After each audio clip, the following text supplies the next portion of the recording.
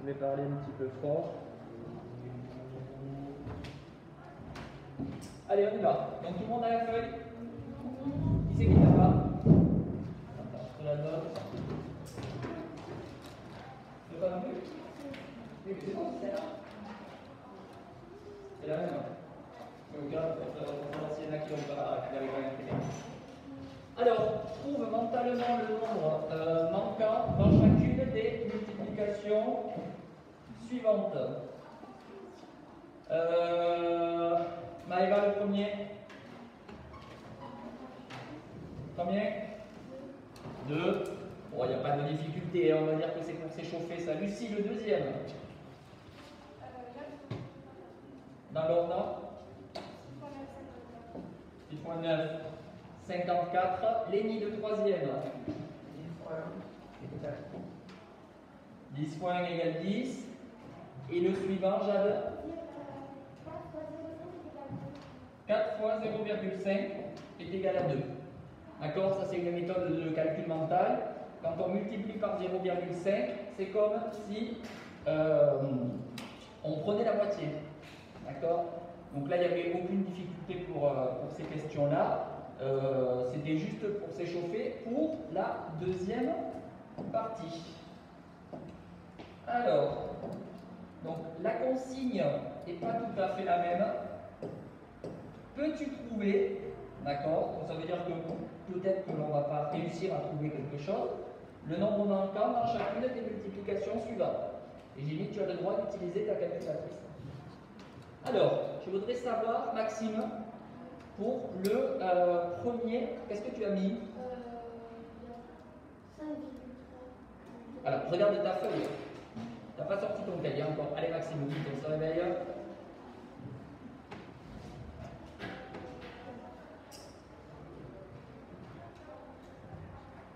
Et ensuite, on va s'arrêter un petit peu sur ce cas. 4,4. 4,4. Alors, on va s'arrêter un petit peu sur ce cas. Et on va regarder, je voudrais que tu m'expliques quelle opération. Qu'est-ce que tu as fait pour trouver 4,4? Est-ce que tu as fait avec des essais à la calculatrice ou tu as fait quelque chose de particulier? Je savais que déjà ça c'était 5 fois 4, 20. Ouais. Tu Tu as fait un petit peu au pif et tu as trouvé. D'accord. Bon, ben, ça peut marcher. Est-ce qu'il y en a qui ont fait autre chose? Eh oui. 22 divisé par 5. Est-ce que vous la comprenez cette méthode? Quand on a une multiplication à trous et qu'il nous manque un facteur, puisque ça s'appelle un facteur, ça, comment on fait pour trouver le nombre manquant? On fait 22 divisé par 5. Donc 22 divisé par 5, d'accord, je vous avais autorisé à prendre la calculatrice, mais sinon, ça se pose. Ça fait 4,4. Et une fois que j'ai fait ça, je peux très bien vérifier à ma calculatrice si 5 multiplié par 4,4, ça fait 22, ce qui est le cas. D'accord? Donc on pouvait faire comme a fait Maxime, avec des essais un petit peu successifs. Hein. On prend sa calculatrice et on essaye de trouver le nombre manquant. Mais sinon, il y a une méthode qui est quand même plus simple. Quand j'ai une multiplication à trous, eh bien je fais la division entre le résultat et le facteur que j'ai, puisque les deux nombres ici s'appellent des facteurs. Ok? Donc ça, c'est la première chose. Ensuite, je vais marquer une phrase, vous allez devoir me la compléter. Alors, je vais faire en couleur normale. Donc,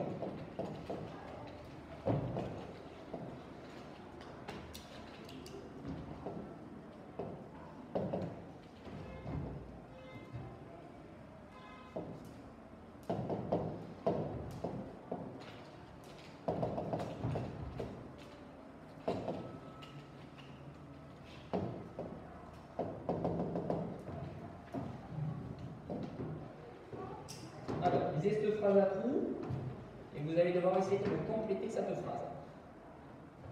4,4 est le nombre qui, multiplié par, si ça fonctionne bien, est égal à. Qui c'est qui veut essayer de me compléter cette phrase? Alors c'est par rapport bien entendu à ce calcul. Joachim? 4,4 multiplié par 5. Oui. égale 22. Très bien. Alors, est-ce que tout le monde la comprend cette phrase? Oui, c'est une formulation en français. Le nombre 4,4 ici, 4,4, c'est le nombre qui, lorsque je le multiplie par 5, va me donner 22. Est-ce que vous êtes d'accord? Donc il faut savoir formuler ce genre de phrase, vous allez comprendre après pourquoi. Alors des fois, au lieu de mettre est égal, on met donne. C'est la même chose. Donc je récapitule, 4,4, c'est le nombre qui, multiplié par 5, me donne 22. On est d'accord avec cette formulation? Ok. On va faire la même chose avec l'exemple suivant et je vais demander à, qui je vais interroger, la Diego, est-ce que tu as une solution pour me trouver le nombre ici, s'il te plaît? Combien tu as trouvé? Ah, oui, la feuille, elle ne doit pas être à la maison, jeune homme. La feuille, il faut la coller dans le cahier. Mathilde. Alors, si vous n'avez pas trouvé, c'est possible, c'est pas très grave, mais maintenant, grâce à ce qu'on a fait au-dessus, vous devriez être capable de me dire comment je peux faire pour trouver ce nombre manquant. Parce que je ne voudrais pas le faire en tâtonnant, un petit peu ce que disait Maxime tout à l'heure, c'est-à-dire en faisant quelques essais. Je voudrais essayer de trouver une méthode plus rapide. Comment, Maxime, on peut faire pour trouver ce nombre manquant si j'avais le droit de faire une opération à la calculatrice? Aide-toi de ce qu'on a fait au-dessus. Tu vois pas? Corentin? 4 divisé par 3. Est-ce que vous êtes d'accord avec Corentin? Ah, 3 divisé par 4. Effectivement, là, pour trouver le nombre qui est ici, hop, celui-là, je vais faire 3 divisé par 4. Donc 3 divisé par 4, soit, bon, je le pose si je n'ai pas de calculatrice, d'accord? Soit je peux le faire à la calculatrice, et ici, il s'avère que ça fait 0,75. D'accord? Les divisions par 4, on connaît, hein? 1 quart c'est 0,25, 2 quarts c'est 0,50, et 3 quarts c'est 0,75. Donc, on le met ici, et je vais mettre directement de 0,75. Je voudrais que quelqu'un me fasse une phrase comme ça, du même style, mais avec mon opération qui est là. Alors quelqu'un que j'ai pas trop entendu, Pierre, tu vas essayer de le faire. 0,75 est le nombre qui multiplié par 4 donne à 3. Donne 3. Donne 3 ou est égal à 3. D'accord? Si je dis donne, je ne mets pas le. Exactement. 0,75, c'est le nombre qui, multiplié par 4, est égal à 3. Est-ce que vous êtes d'accord? Vous la comprenez cette phrase ou pas, Mathilde? Oui? Diego? Ok. Le suivant. 8 fois quelque chose est égal à 5. Léni? 0,62. Alors, je vais faire un essai. Ce que je vais faire, je vais vérifier ce que m'a dit Léni. Et je vais poser 0,62 multiplié par 8. Donc, 8 fois 2, ça fait 16. Je retiens 1. 8 fois 6, 48 et 49, je retiens 4. 8 fois 0, 0. Et les 4 que j'ai retenus. C'est pas bon. C'est presque ça, parce qu'on n'est pas loin du résultat. Mais c'est pas bon. Lucie? Non. 1,6, ça ne marchera pas. Si tu multiplies 8 par 1,6, déjà le résultat, ça va être plus grand que 8. Ça ne pourra pas te donner 7. Vous avez le droit à la calculatrice, hein? Oui. Exactement. 0,625. Donc là aussi, 0,625, pour le trouver, donc c'était presque ça les lignes, mais c'était pas tout à fait ça, on fait 5 divisé par 8. Est-ce que jusque-là on est d'accord?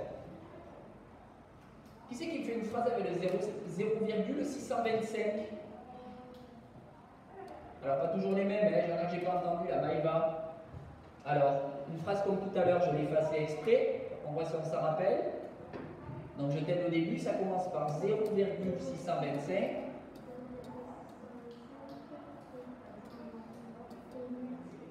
Et le nombre qui, vous voyez, donne ou est égal à combien? À 7.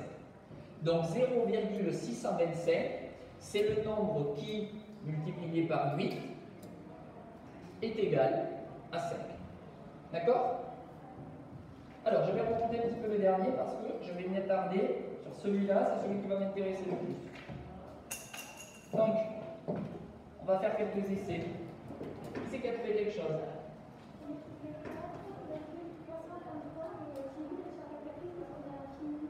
4,333 dans 2,333.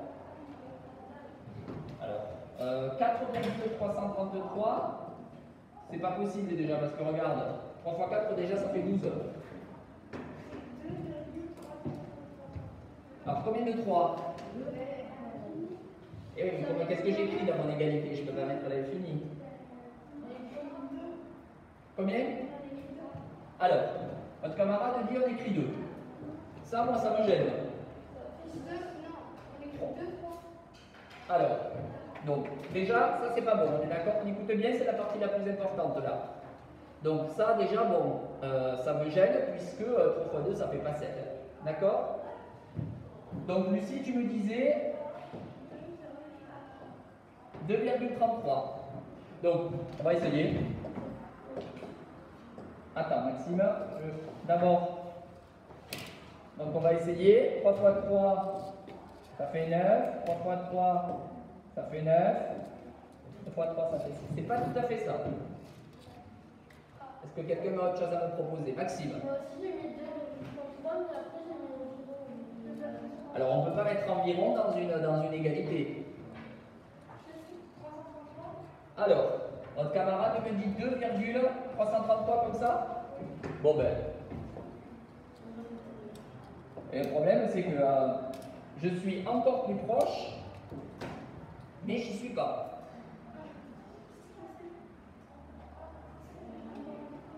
Encore un 3.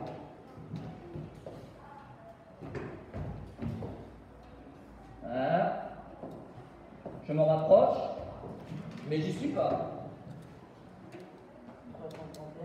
331.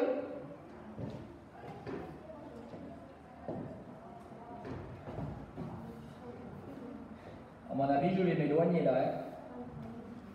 Hein. C'est x3, 3 x 1, 3, 3 x 3, 9.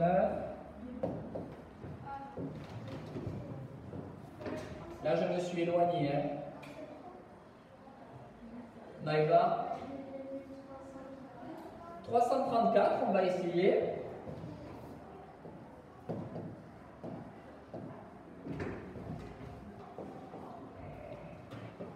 C'est une 3.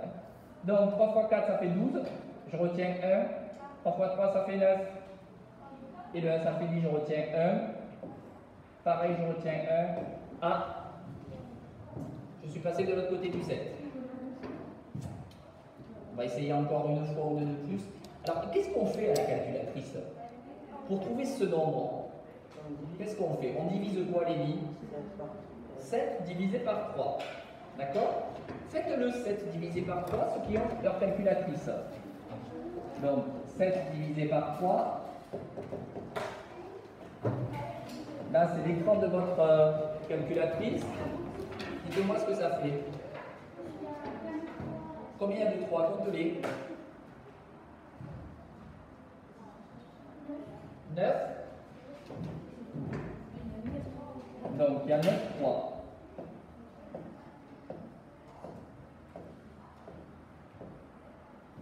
Alors, ça voudrait dire que c'est ce nombre ici que je vais mettre là. Est-ce que vous êtes d'accord?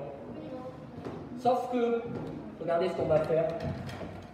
On va essayer de voir si ce nombre marche.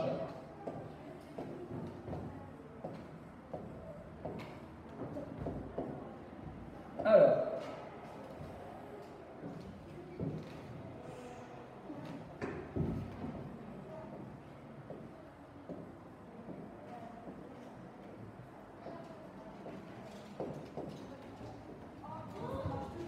ça marche toujours pas.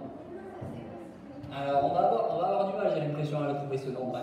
Alors, on va s'arrêter 2 secondes, parce que tout simplement, en fait, je vais vous dire que ce nombre que l'on cherche ici, on ne peut pas l'écrire sous forme décimale. D'accord? Bonjour. Tout le monde est là? Oui, tout le monde est là. 5, 6, 7, 8, 9, 10, 11, c'est ça, ouais. Merci. Je t'ai pas mis le... Oui, 11, c'est bon. C'est ça. Donc, ce nombre, ici, c'est un nombre que je ne pourrais pas écrire sous la forme d'un nombre décimal. Vous pouvez me rappeler ce que c'est un nombre décimal? C'est un nombre à virgule. C'est ça la définition d'un nombre décimal? Oui, oui, oui. On pose les calculatrices en écoute maintenant. Je pose une question, mais j'ai l'impression qu'on... Je voudrais savoir comment on reconnaît un nombre décimal.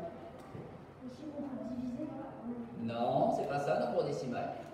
parce qu'il y a une virgule. Non, c'est ce qu'il vient de me dire Maxime, et j'ai dit oui, oui, oui. Un nombre décimal, c'est pas forcément un nombre à virgule. Je vous rappelle qu'un nombre décimal, comment on le reconnaît? Soit c'est un nombre entier, d'accord? Soit c'est un nombre avec une virgule, mais attention, il ne faut pas qu'il soit infini. C'est ça un nombre décimal, d'accord? Et ici, là, je ne pourrais pas mettre, là, un nombre décimal dans cette multiplication à trous. Je peux toujours essayer d'en chercher un, d'accord? Mais je n'arriverai pas à le trouver. Ok? Alors par contre, je sais que, je vais passer ça, que ici, c'est le résultat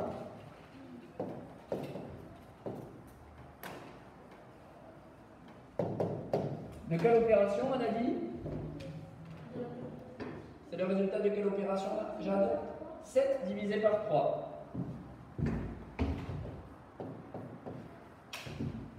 Et le résultat de cette opération, Joachim, écoute, pose ton stylo.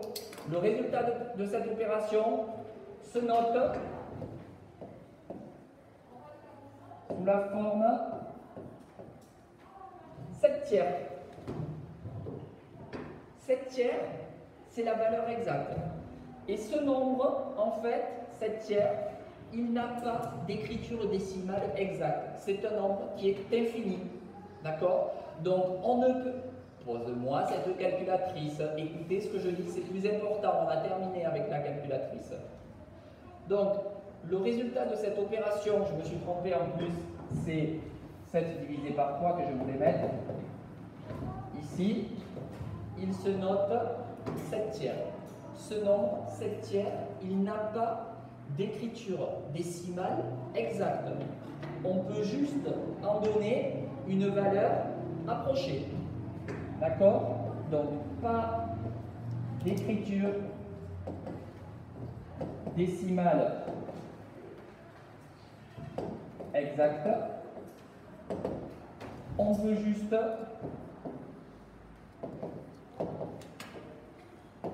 donner une VA, vous savez ce que c'est? Valeur approchée. Et on a vu qu'à la calculatrice, une valeur approchée, c'est à peu près, si je fais au centième près, au centième c'est 2 chiffres après la virgule, si c'est au centième près, c'est à peu près 2,33. Sauf que là, je n'ai pas le droit d'écrire 2,33 parce qu'on a dit que ça ne marchait pas. Vous vous rappelez? On a dit que ça ne marchait pas. Donc ici, La seule chose que j'ai le droit d'écrire, c'est la valeur exacte, c'est-à-dire 7 tiers. C'était là le nombre manquant. Alors ça c'est normal que vous ayez eu, que vous ayez eu du mal à le trouver, que vous ne l'avez pas trouvé. D'accord? C'est normal parce que lorsque la division ne tombe pas juste, d'accord, dans une multiplication matroule, on écrit le terme sous la forme d'une fraction. On va faire un autre exemple. Écrivez-le ça. Et après on va faire un autre exemple. Je vais prendre notre masque parce que souvent on me glisse. Je vais retirer mieux.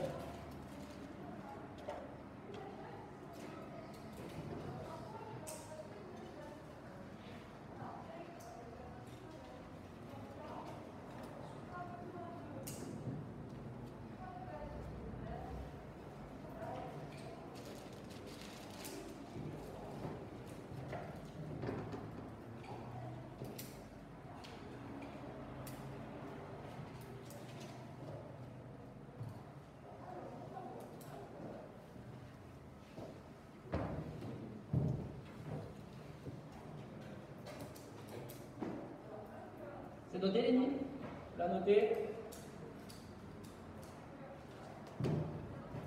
Alors, je vais mettre un autre exemple. Vous n'avez pas besoin de l'écrire, on va le faire à l'oral.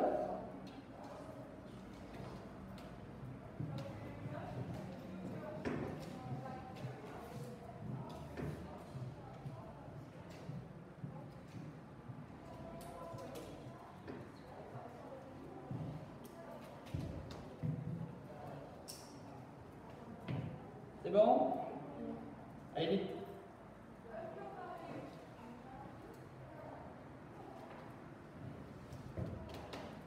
Alors, je mets un autre exemple, je vais garder ça sous les yeux. On regarde le tableau.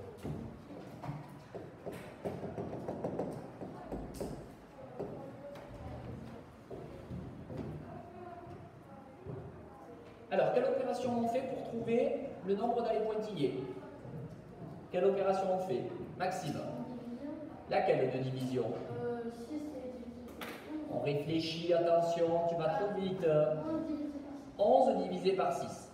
Faites-le à la calculatrice 11 divisé par 6 et dites-moi si ça fait un nombre décimal ou pas. Joachim, tu rêves? Prends ta calculatrice. Dites-moi si ça fait un nombre infini ou pas. Oui. Alors, qu'est-ce que je vais y mettre là-dedans, dans mes pointillés, à la place du résultat? Oui. Pourquoi 7 onzièmes? Et quelle opération tu as fait pour trouver ce nombre? C'est pas 6 onzièmes. C'est justement ce que Maxime m'a dit tout à l'heure et que j'ai dit 11 sixièmes. Très bien. Alors, 11 sixièmes. Regardez, je vais faire un code couleur. C'est toujours des codes couleurs. Le nombre, ici, c'est le nombre que j'ai en main. Et le nombre, ici, c'est le nombre que j'ai là. Est-ce que vous comprenez? Oui? Alors, on va compléter la phrase.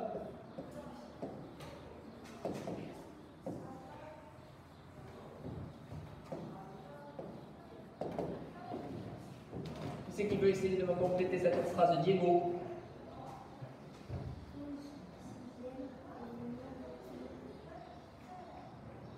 Et le nombre qui? Qu'est-ce qu'on mettait tout à l'heure, dans le même principe que tout à l'heure?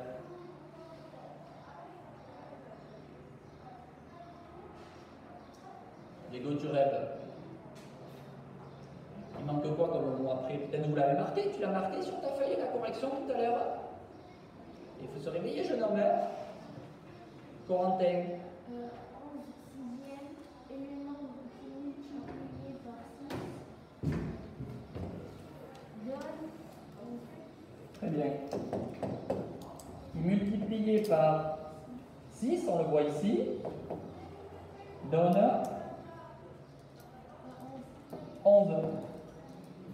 D'accord? Et là aussi, je peux faire un code couleur.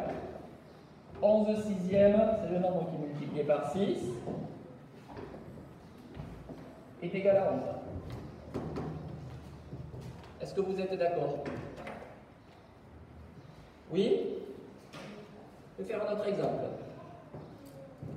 Vous n'êtes pas obligé de tous les marquer, on le marquera dans la leçon. Si déjà vous avez marqué celui d'avant, ça sera pas mal.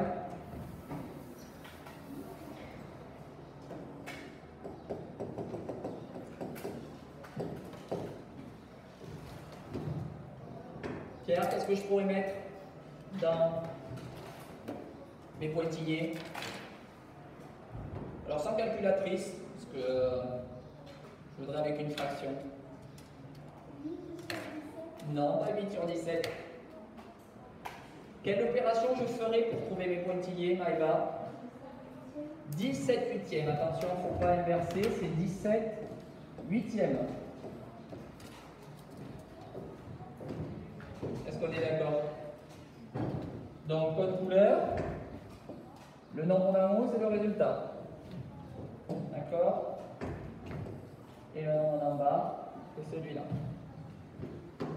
D'accord, Joachim? Ok. Une phrase. 17 huitièmes. C'est le nombre qui. Mathilde, termine-moi la phrase. 17 huitièmes. Et le nombre qui, multiplié par 8, donne 17. On est d'accord? Alors, écoutez-moi bien.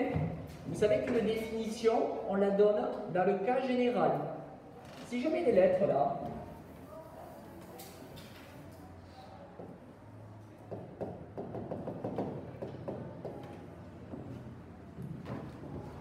quelle est la fraction que je vais mettre au milieu? Non, la fraction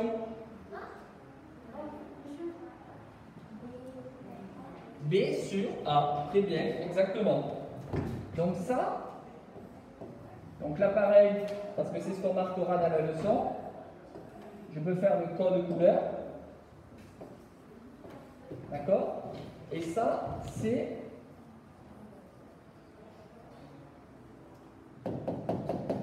la définition.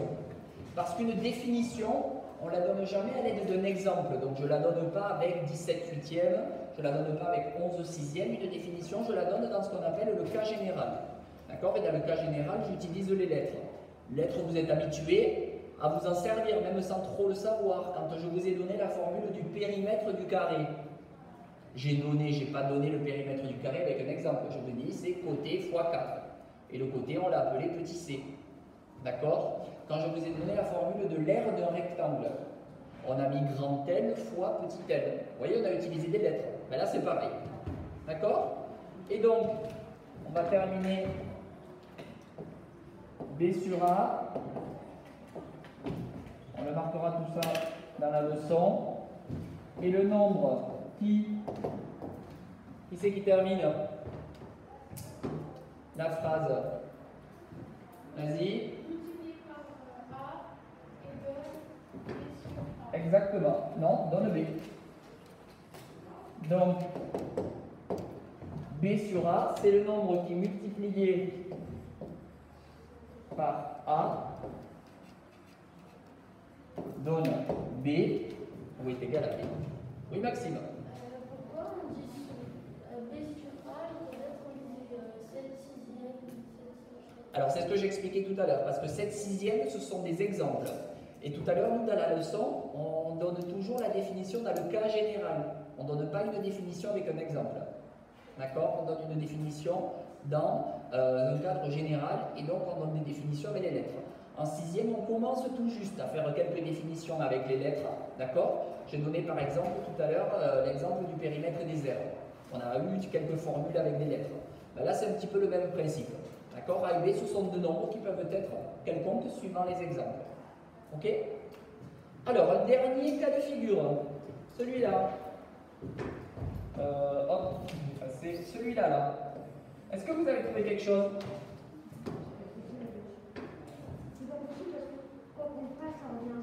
Exactement.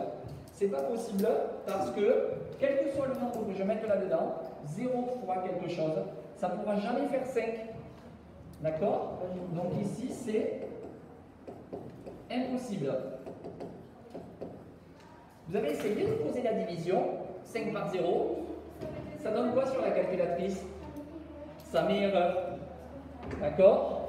Donc, la division, si vous avez essayé de faire 5 divisé par 0, la calculatrice, elle met erreur. Ça veut dire que cette fraction... Oui? Je vais passer dans les classes aujourd'hui pour ramasser des livres. Il y avait des élèves qui avaient des livres du CDI. Des livres du CDI. Est-ce qu'il y en a qui ont les livres du CDI ici? Non. Non? On vous a prévenu que je passais aujourd'hui? Non. Ah bon. Bon, à plus tard. Donc, la fraction 5 divisé par 0 n'existe pas. Alors, quelque chose d'important, à maths, la division par 0 n'existe pas. D'accord? Ça veut dire que quand j'écris une fraction, en haut, je peux mettre n'importe quel nombre, celui que je veux. Par contre, en bas, je peux mettre n'importe quel nombre, mais il faut qu'il soit différent de 0. D'accord? Ok? Voilà. Est-ce que vous avez des questions? Alors, c'est normal que ce soit un peu confus. Cette activité, elle est faite justement pour ça. S'il y a des choses que vous avez loupées, j'ai tout filmé. De toute façon, je le mettrai sur ma chaîne YouTube parce que je vais le mettre pour les camarades qui sont à la maison. Maïva? Pardon? J'ai pas entendu ce que tu m'as dit.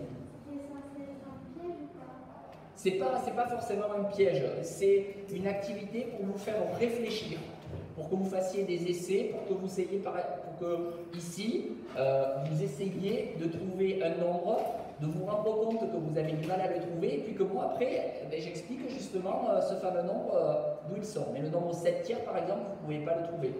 C'est pour ça que j'ai mis dans l'énoncé, peux-tu trouver un nombre? Oui? Vous avez écrit combien de la division par n'existe pas? Par 0. Hop. Voilà. Ok? Allez, je vais vous distribuer la feuille de leçon qui concerne cette partie, que je vais mettre au tableau. On va la compléter.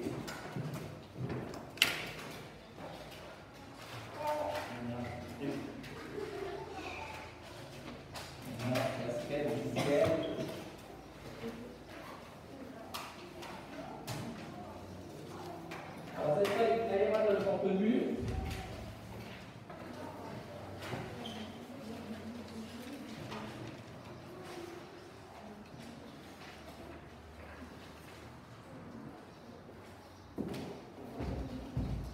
Tout le monde a la feuille? Alors, hop.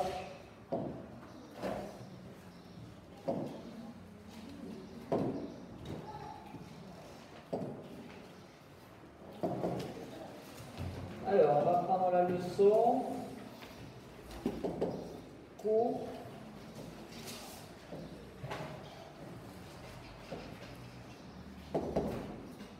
Écriture fractionnaire, chapitre 15. Je vais raconter.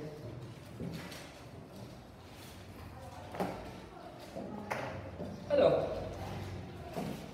on va commencer par le grand 1, notion de fraction.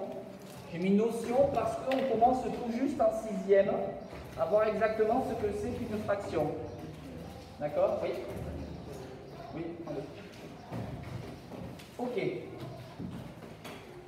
Alors, ça c'est la définition que tout à l'heure je vous ai donnée.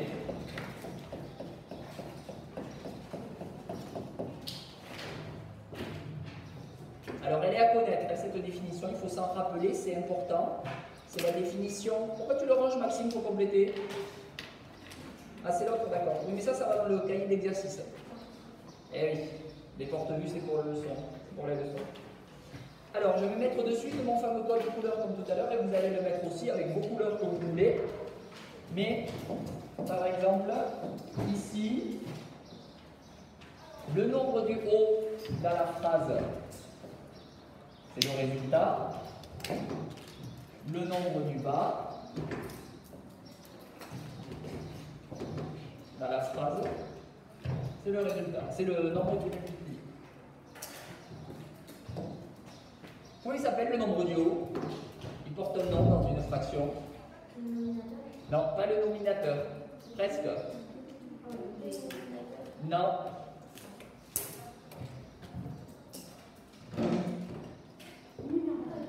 Numérateur, et pas nominateur. Nominateur, c'est en français.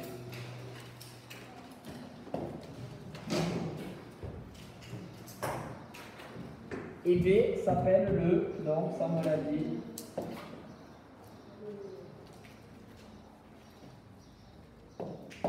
dénominateur.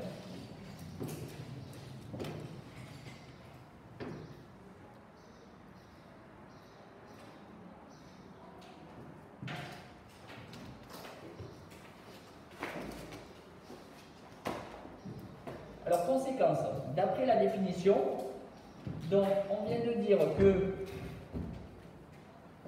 la fraction A sur B, c'est le nombre qui, multiplié par B, est égal à A. Donc je vais encore utiliser mon code couleur pour voir que le nombre ici, c'est celui-là, et que le nombre ici, c'est celui-là. Toujours pour ne pas inverser les deux, hein, parce que chaque année j'ai des élèves. On souligne à la règle.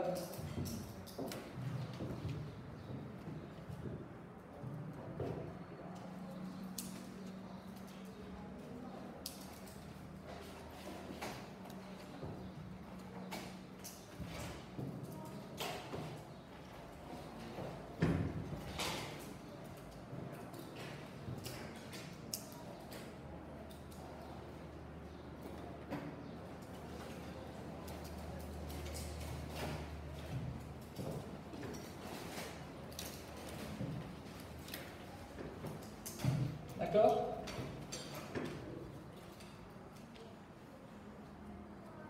Alors, vous avez quelques exemples.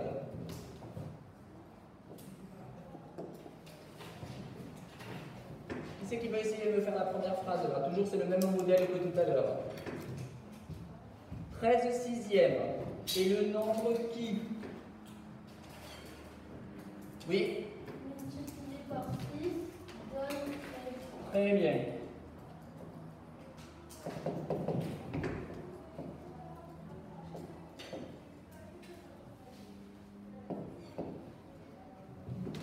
Est-ce qu'il y en a qui ne comprennent pas?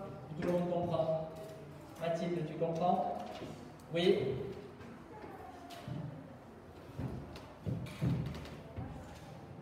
Et si j'essaie d'écrire la propriété ici, Corentin, ça me dit quoi? 6 Oui. multiplié par 13 sixièmes Oui.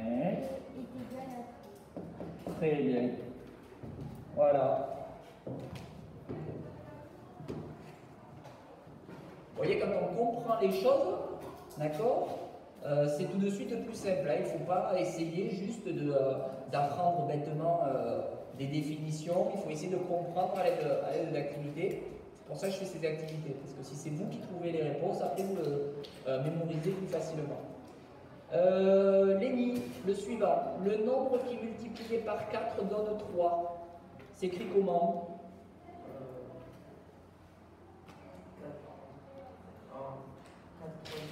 4 tiers, est-ce que vous êtes d'accord avec Léni? Comme ça? C'est ça ou pas?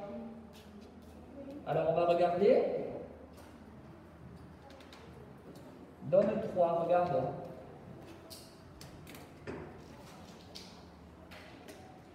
Il est où le bleu là?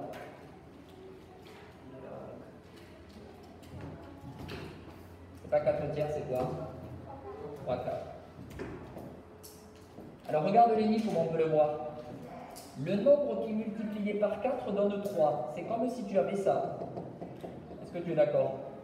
Le nombre qui multiplié par 4 donne 3. Donc on sait que l'opération c'est 3 divisé par 4. C'est 3 quarts et pas 4 tiers. D'accord? Donc on écrit, bon ben c'est ce que je viens d'écrire à côté, hein, 4 multiplié par 3 quarts donne 3.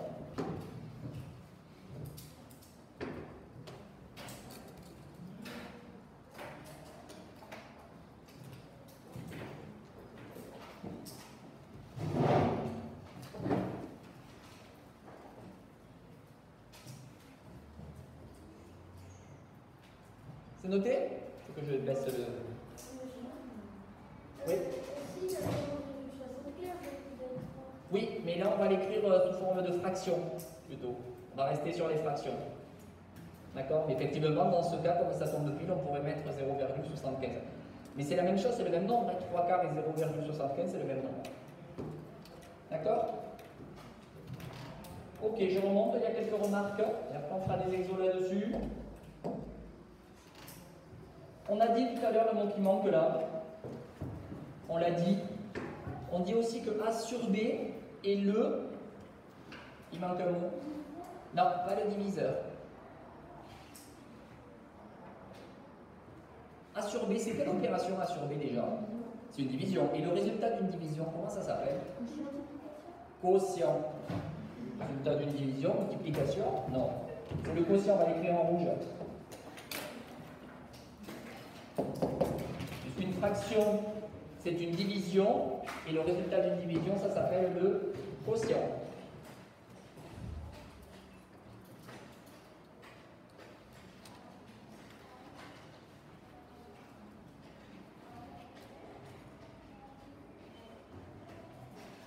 Alors, 23/16 est une fraction, tandis que 2,3 sur 16 et 2,3 sur 1,6 sont des...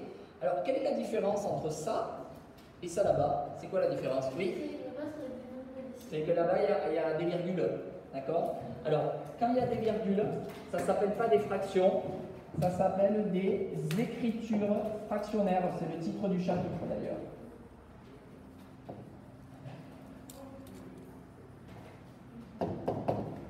Le terme fraction, il est réservé au nombre entier.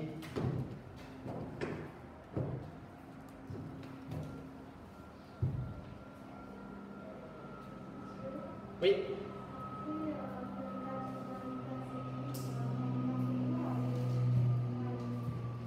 Je n'ai pas entendu Maïva ce que tu m'as dit.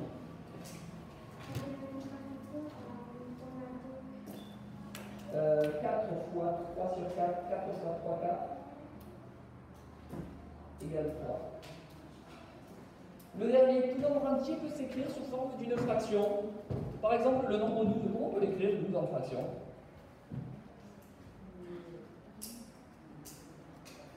Alors, il y a plusieurs manières. Hein. Il y en a une toute simple. 12 sur 1, très bien. Mais on peut aussi écrire autre chose. Hein. Ah non, un douzième, ça ne marche pas. 1 divisé par 12, ça ne fait pas 12. Je peux faire ça. Est-ce qu'on est d'accord? 120 divisé par 10. Ah, 120 divisé par 10, ça fait 12. Rappelle-toi la division par... Il y a aussi ça. Il y en a plein en fait. Hein. 24 sur 2. Puisque 24 divisé par 2, ça fait 12. Mais la plus simple, c'est 12 sur 1. Hein. Ok. Allez, on va faire des exercices du livre là-dessus. Là, par contre, il faut que je prenne la tablette.